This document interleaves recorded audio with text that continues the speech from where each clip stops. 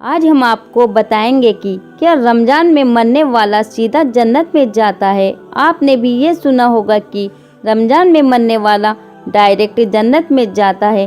آج ہم اسی کے بارے میں آپ کو بتائیں گے۔ اس کے ساتھ ساتھ ہم آپ کو یہ بھی بتائیں گے کہ جن گھروں میں رات کے کھانے کے برتن نہیں دھوئے جاتے ان گھروں میں کیا ہوتا ہے، ان گھروں میں کون سی پریشانی آتی ہے، اس کے بارے میں حضرت علی نے کیا فرمایا، اور ساتھ ہم آپ کو یہ بھی بتائیں گے کہ شادی کی پہلی رات ایک شوہر نے اپنی بیوی سے 4 باتیں بتائی اور کہا کہ یہ 4 باتیں مجھ سے کبھی مت کرنا۔ وہ 4 باتیں کون سی تھی یہ بھی ہم جانیں گے، اور ان سب کے ساتھ ساتھ ہم یہ بھی جانیں گے کہ حضرت علی نے فرمایا کھانا کھاتے وقت ایک غلطی مت کرنا۔ سب کچھ بتانے والے بس اس ویڈیو کو پورا ضرور دیکھیے گا۔ اکثر لوگوں کے دماغ میں یہ سوال آتا رہتا ہے، کیا رمضان میں مرنے سے سیدھا جنت میں جاتے ہیں؟ کیا اسے قبر میں عذاب نہیں ہوتا؟ یہ بات سچ ہے۔ جو انسان رمضان میں انتقال کر جائے، جس انسان کی رمضان میں موت ہو جائے، اس سے قبر میں حساب کتاب نہیں ہوگا، اور اللہ پاک میدان محشر میں اس کے ساتھ بہت آسانی فرمائے گا۔ اس کے جنت میں جانے کا انتظام خود اللہ پاک کی طرف سے ہو جاتا ہے۔ حضرت عبداللہ بن مسعود رضی اللہ تعالیٰ عنہ سے روایت ہے کہ رسول اللہ صلی اللہ تعالیٰ علیہ وسلم کا فرمان ہے، جس کو رمضان کے وقت موت آئی وہ جنت میں جائے گا، اور جس کی موت یوم عرفہ یعنی کہ ذی الحجہ کے وقت آئی وہ بھی جنت میں جائے گا، اور جس کی موت صدقہ دینے کی حالت میں آئی وہ بھی جنت میں جائے گا۔ حضرت انس بن مالک سے روایت ہے، رمضان کے مہینے میں مردوں سے قبر کا عذاب اٹھا لیا جاتا ہے۔ اسی طرح حضرت عائشہ صدیق رضی اللہ تعالیٰ عنہا سے روایت ہے کہ رسول اللہ صلی اللہ تعالیٰ علیہ وسلم نے فرمایا، روزے کی حالت میں جس کا انتقال ہوا اللہ اس کو قیامت تک روزے کا ثواب عطا کرتا ہے۔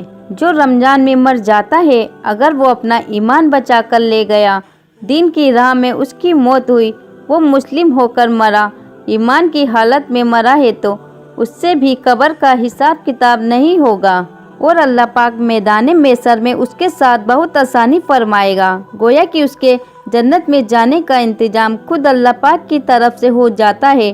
حضرت انس بن مالک فرماتے ہیں کہ میں نے رسول پاک صلی اللہ تعالیٰ علیہ وسلم کو فرماتے ہوئے سنا کہ رمضان تمہارے پاس آ گیا ہے، اس میں جنت کے دروازے کھول دیے جاتے ہیں اور جہنم کے دروازے بند کر دیے جاتے ہیں، اور شیطانوں کو قید کر دیا جاتا ہے۔ محروم ہے وہ شخص جس نے رمضان کو پایا اور اس کی مغفرت نہ ہوئی۔ جب اس کی رمضان میں مغفرت نہ ہوئی تو پھر کب ہوگی؟ رمضان کے مبارک مہینے میں افریقہ کے ایک گاؤں میں ایک امام صاحب کو طے کیا گیا۔ امام صاحب ایک بہترین حافظ ہونے کے ساتھ قرآن پاک کی تلاوت بھی بڑی شاندار طریقے سے کرتے تھے، اس لیے گاؤں کے لوگوں کو امام صاحب بہت پسند آئے اور پورے گاؤں والے ان کی خوب عزت کرنے لگے۔ اسی وجہ سے گاؤں کا ہر شخص امام صاحب کی دعوت کرنا اپنے لیے عزت سمجھنے لگا، اور بڑھ چڑھ کر گاؤں والے امام صاحب کی عزت کرنے کی کوشش کرنے لگے۔ اسی وجہ سے گاؤں میں امام صاحب کی کھانے کی باری لگ گئی۔ رمضان کا مہینہ تھا اور گاؤں کے ایک آدمی بڑے شوق سے امام صاحب کی اپنے گھر میں دعوت کروائی۔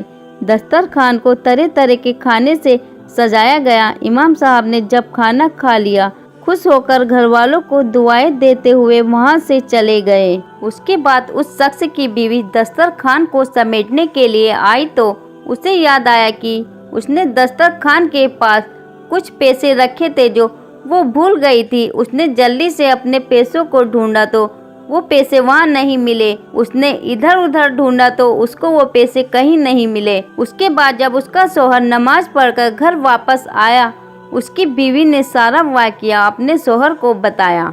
شوہر نے بھی کہا، مجھے ان پیسوں کے بارے میں کچھ نہیں پتا۔ اس کو بھی نہیں معلوم کہ وہ پیسے کہاں ہیں۔ تھوڑی دیر غور کرنے کے بعد انہوں نے سوچا، آج امام صاحب کے علاوہ ہمارے گھر میں کوئی نہیں آیا، اور اس گھر میں ہمارے سوا ایک دودھ پیتی بچی ہے، اس لیے ہونا ہو ان کو ضرور امام صاحب نے اٹھائے ہوں گے، اور وہی ان پیسوں کو چرا کر لے گئے ہوں گے۔ یہ سوچ کر اس شخص کو امام صاحب پر بڑا غصہ آیا اور اپنی بیوی سے کہنے لگے، ہم نے تو امام صاحب کو اس مبارک اور بابرکت مہینے میں اتنی اچھی دعوت کروائی، مگر اس امام صاحب نے ہمیں بدلے میں یہ سلسلہ دیا۔ خیر ان لوگوں نے شرم کے مارے امام صاحب کو پیسے کے بارے میں پوچھنا مناسب نہیں سمجھا، مگر وہ شخص اس دن کے بعد سے اس امام صاحب سے کترانے لگا۔ اس واقعے کو پورا 1 سال بیت گیا۔ پھر رمضان کے مہینے میں اسی گھر میں امام صاحب کی دعوت کی باری آ گئی۔ شوہر نے بیتے رمضان کے واقعے کو سامنے رکھتے ہوئے بیوی سے مشورہ کیا، کیا ہم اس بار امام صاحب کی دعوت نہیں کریں گے؟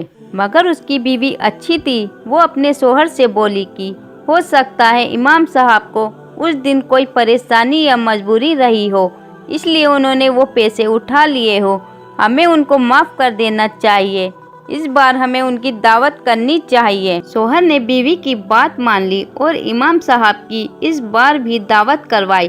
شام کے وقت امام صاحب آئے اور جب انہوں نے کھانا کھا لیا تو پھر اس شخص نے امام صاحب سے کہا، امام صاحب کیا آپ نے کبھی یہ محسوس کیا پچھلے رمضان سے میں آپ سے کترا رہا ہوں؟ امام صاحب نے کہا ہاں مجھے معلوم ہے۔ اس کے بعد اس شخص نے امام صاحب سے کہا، امام صاحب میں آپ سے کچھ پوچھنا چاہتا ہوں، آپ اس کا جواب صحیح سے دیجیے گا۔ امام صاحب نے کہا پوچھے۔ اس شخص نے کہا کہ پچھلی بار میری بیوی دسترخوان کے پاس کچھ پیسے رکھ کر بھول گئی تھی، مگر اس کے بعد اس نے اپنے پیسے ڈھونڈے تو وہاں پر نہیں ملے اور آپ کے سوائے ہمارے گھر میں کوئی بھی نہیں آیا تھا، اس لیے ہمیں لگتا ہے کہ وہ پیسے آپ نے ہی اٹھا لیے ہیں، کیا آپ نے ہی اٹھائے وہ پیسے؟ تو یہ سن کر امام صاحب نے فوراً جواب دیا، جی ہاں وہ پیسے میں نے ہی اٹھائے تھے۔ یہ سن کر اس شخص کے ہوش اڑ گئے۔ امام صاحب نے اس کو بتایا کہ اس روز دسترخوان کے قریب میں کچھ نوٹوں کو بکھرتے دیکھا، کھڑکی بھی کھلی ہوئی تھی اور پنکھا بھی چل رہا تھا، مجھے لگا کہ کہیں یہ پیسے باہر اڑ کر نہ جائے، اس لیے میں نے ان نوٹوں کو جمع کر کے اٹھا لیا۔ اتنا کہہ کر وہ امام صاحب اپنا سر جھکا کر رونے لگے۔ یہ دیکھ کر میاں بیوی دونوں پریشان ہوئے اور پوچھنے لگے، امام صاحب کیا بات آپ رو کیوں رہے ہو؟ امام صاحب نے کہا کہ میں اس بات پر نہیں رو رہا ہوں کہ آپ لوگوں نے مجھ پر الزام لگایا، آپ لوگوں نے مجھے بے عزت کیا، بلکہ میں اس بات کی وجہ سے رو رہا ہوں آج اس بات کو پورا 1 سال بیت چکا اور اس 1 سال میں تمہارے گھر میں کسی نے بھی قرآن پاک کو چھوا تک نہیں، اور اگر ایک بار بھی قرآن پاک کو کھول بھی لیتے تو تمہیں وہ تمہارے پیسے مل جاتے۔ اتنا سنتے ہی وہ شخص دوڑتا ہوا گھر میں قرآن پاک کے پاس گیا اور جلدی سے اس کو کھول کر دیکھا تو قرآن پاک میں وہ سارے پیسے موجود تھے۔ یہ دیکھ کر وہ شخص شرمندہ ہوا اور قرآن پاک کو چومنے لگا اور امام صاحب سے معافی بھی مانگی، اور اس نے امام صاحب سے کہا کہ اب وہ ہر روز قرآن پاک کی تلاوت کریں گے۔ اب ہم بتاتے ہیں کہ حضرت علی نے فرمایا کھانا کھاتے وقت ایک غلطی کبھی مت کرنا۔ اس کے بعد ہم آپ کو بتائیں گے شادی کی رات ایک شوہر نے اپنی بیوی کو 4 باتیں بتائی۔ حضرت علی کے پاس آ کر ایک شخص پوچھنے لگا، یا علی میں باتوں کو بھول جاتا ہوں، میری یادداشت کمزور، دن بے دن میرا دماغ کمزور ہوتا جا رہا ہے۔ بس جیسے ہی یہ پوچھا گیا حضرت علی نے فرمایا، اے بندائے خدا، تمہارا چہرہ بتا رہا ہے کہ تم کھانا جلدی جلدی کھاتے ہو تو اس کا دماغ کمزور ہو جاتا ہے اور جسمانی بیماریاں وجود پر اختیار رکھتی ہے اور وہ یوں باتوں کو بھولنا شروع کر دیتا ہے۔ تو وہ شخص پوچھنے لگا، یا علی میں کس طرح سے کھانا کھاؤں جس سے میرا دماغ اور جسم کو صحیح فائدہ ملے؟ حضرت امام علی نے فرمایا، کھانا کھانے سے پہلے اللہ کا نام لے کر کھانا کھایا کرو، کھانا بیٹھ کر سیدھے ہاتھ سے کھایا کرو اور کھانا ٹھنڈا کر کے چھوٹے چھوٹے نوالے توڑ کر منہ میں ڈالا کرو اور خوب چبایا کرو، اور کھانا کھانے کے فوراً بعد پیٹ بھر کر پانی نہ پیا کرو۔ یاد رکھنا اللہ نے رزق میں شفا، برکت اور رحمت پوشیدہ کیا۔ جو انسان صحیح طریقے سے کھانا کھاتا ہے، کھانے کے بعد اللہ کا شکر ادا کرتا ہے تو کھانا اس کے جسم کے لیے شفا بھی بن جاتا ہے اور دوا بھی بن جاتا ہے۔ برکت اور रहमत की जमानत भी बन जाता है। अब हम आपको बता दें, शादी की पहली रात सोहन ने अपनी बीवी को 4 बातें बताई। एक सोहन ने पहली मुलाकात में अपनी बीवी को ये नसीहत की कि मेरी ज़िंदगी में आई हो तो 4 बातों का ध्यान रखना। नंबर 1, मुझे आपसे मोहब्बत है इसलिए मैंने आपसे शादी की। अगर तुम मुझे पसंद नहीं होती तो मैं निकाह के जरिए मैं तुम्हें अपने घर में नहीं लाता। और मैं एक इंसान हूँ, फरिश्ता नहीं। अगर मुझसे कोई गलती हो जाए तो सब्र कर लेना, छोटी मोटी बातों को नज़रअंदाज कर देना। नंबर 2, मुझे ढोल की तरह न बजाना। बीवी ने पूछा, इसका क्या मतलब है? सोहन ने कहा, अगर मैं गुस्से में हूँ तो मुझे उस वक्त जवाब नहीं देना। अगर मर्द गुस्से में हो तो औरत नज़रअंदाज कर जाए, या फिर औरत गुस्से में हो तो मर्द नज़रअंदाज कर जाए, तो यही बेहतर है।